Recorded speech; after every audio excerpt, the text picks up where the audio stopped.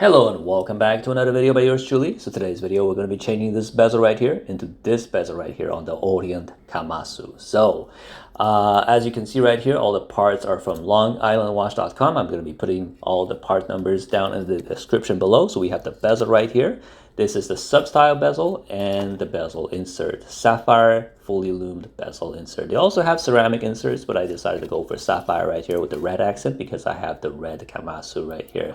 So one of the only things that bothers me about the Orient Kamasu is that I didn't really like the bezel, how it looks, and how stiff it is. And my particular unit, as you'll see right here, it is not perfectly aligned with all the indices. So I always told myself that I would try to align this bezel down the line, but when Mark from longislandwatch.com released his Orient Kamasu bezels, I knew that I had to get one for myself. So we have the fully loomed sapphire crystal insert right here and the sub-style bezel for the Orient Kamasu. So what his bezel does is that it makes the Orient Kamasu bezels compatible with all the SKX 007 style bezels. So there's a lot of SKX 007 bezels out there that are on sale, and that will just essentially make your Kamasu compatible with all those bezels. So before we remove the bezel, we got to remove the bracelet so that we just have the case itself, so that nothing gets in the way. So in order to remove the bezel, what I saw in the forum is to use a case knife opener at the 6 o'clock where there's a large gap. A lot of people try to remove the bezel from the 4 o'clock, but what one person said on the forum is that there's a lot of a big gap at the 6 o'clock, and you can really stick the case knife opener down there and pop the bezel on a lot easier. But a lot of the comments on the forum said that the bezel is super hard to remove on the Orient Kamasu, so I definitely used a lot more strength than I needed to, which ended up damaging my case. So this is my warning, the first warning to you guys: do not use too much strength when doing this. And if you are doing this, definitely put extra layers of tape on your case knife opener. I only put 2 layers, but I should have put 3 or 4 more layers, because as you'll see later, the tape did come off. So this is the moment when I realized, holy shit, something's wrong right here.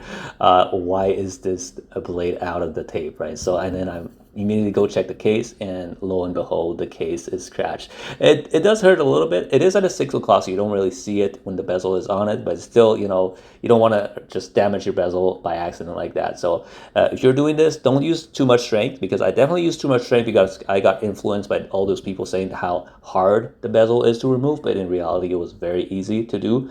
And also put extra layers of tape on your case back opener. So after removing the bezel, I'm just cleaning everything right here, cleaning the click spring and cleaning the inside of the bezel, because I won't be removing this new bezel anytime soon. So in his video, Mark from Long Island Watch, he just popped the bezel in here with his thumbs, and I tried to do the same as him, but I just couldn't get the bezel in. So what I decided to do was that, you'll see it later, but I just decided to put the bezel on a hard surface and press down with the palm of my hand. So if you have a crystal press, you can just use your crystal press, but I don't have a crystal press. So here I am unsuccessfully pushing it down with my thumb, but really, in order to put maximum pressure, you should be pushing it down with the palm of your hand. You'll hear a very loud click, as you hear right here. And now the bezel is fully inserted. So on first impressions, the bezel, it's a lot more smooth than the original bezel. It's not as stiff as the original one. It definitely could use more grip. The sub-style bezel, it doesn't have as much grip as the coin edge bezel that is also available on their website, but I decided to go for the sub-style bezel because I think it looks a little bit better than the coin edge bezel. So now we're going to be applying the double-sided tape onto the bezel insert in order to put it in the bezel itself. So this part, you got to be very, very patient and take your time.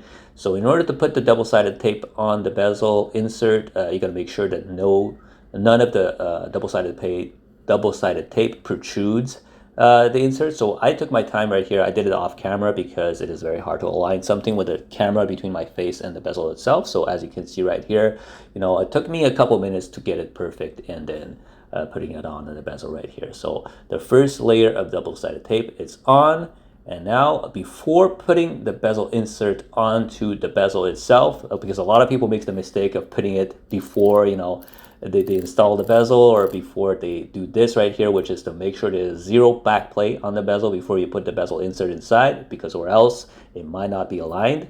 So now that I make sure that there's zero back plate on the bezel, I am going to be peeling off the other side of the double-sided tape and align it to the indices on the watch. So what I found to be very helpful right here is that first I was trying to align the 12 o'clock triangle, but because of how your eyes are shaped, you always have one eye that's to the left or right of the other eye, so you always have a different angle looking at this 12 o'clock triangle. So it's very hard to align the 12 o'clock, but what I found is it's a lot easier to align the 3 and 9 o'clock, because it doesn't matter where your eyes are positioned if you position the watch to be horizontal to your face, and it's a lot easier to align those two. And then if you align those two, then the 12 o'clock will be automatically aligned as well. So this is why I found to be the most useful. I definitely took my time aligning the bezel, because this is one of the reasons why I'm upgrading in the first place, because the original bezel was not aligned.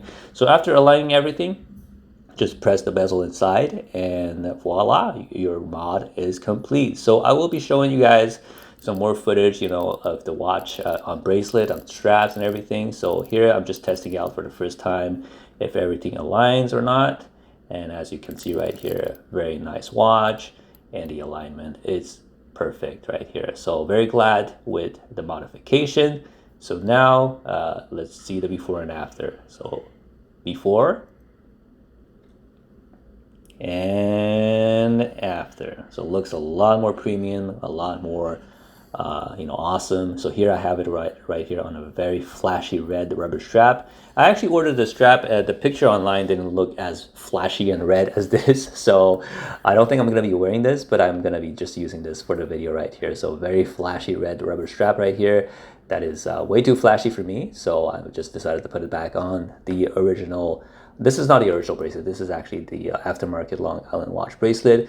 Right here I'm still a little bit hurt about the damage I did to the watch right here, so I'm just looking at it right here, and then I'm like, you know what, it doesn't matter as much because the case is already pretty scratched, as you can see right here. That already has a bunch of dings and scratches on it, so one more scratch is not a big deal, for me at least. So, but obviously you want to avoid that as much as possible. So as I said before, this is a fully loomed sapphire insert. As you can see right here, the green from the insert is very, very, very close to the green of the watch. So it looks absolutely gorgeous right here, the loom in the dark right here. So it looks very nice. Fully loomed insert looks absolutely amazing right here. So I hope you enjoyed this video, and please do not hesitate to like, subscribe, and comment. And if you did this mod yourself, please do not hesitate to share your your tips on how you did the mod yourself as well. So here it is right here in all its glory, another loom shot right here. I am going to be putting this on my 6.5-inch wrist so that you guys can see. And like I said, please do not hesitate to comment, subscribe, and like for more videos. I got more watches coming up. I have a bunch of Seikos that I just recently got. I got a Seiko Tuna, some Seiko Vintage, and also the Seiko 55 anniversary version. So until next time, thank you very much for watching. Goodbye.